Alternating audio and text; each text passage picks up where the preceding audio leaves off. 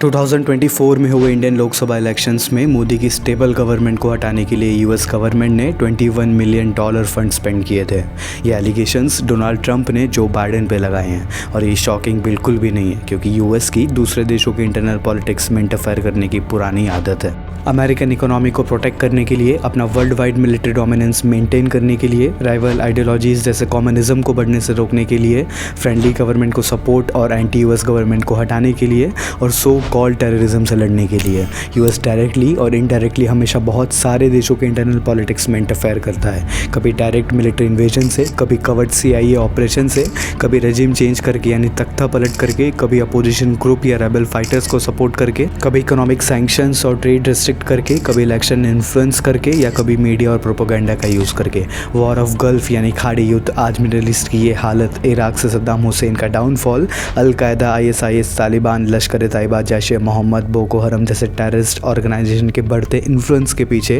Directly indirectly US का ही हाथ है। पूरे मिडिल ईस्ट में ऑयल फील्ड्स कंट्रोल करने के लिए और रशियन इन्फ्लुएंस को कंट्रोल करने के लिए यूएस ने मुजाहिदीन की बैकिंग और फंडिंग की।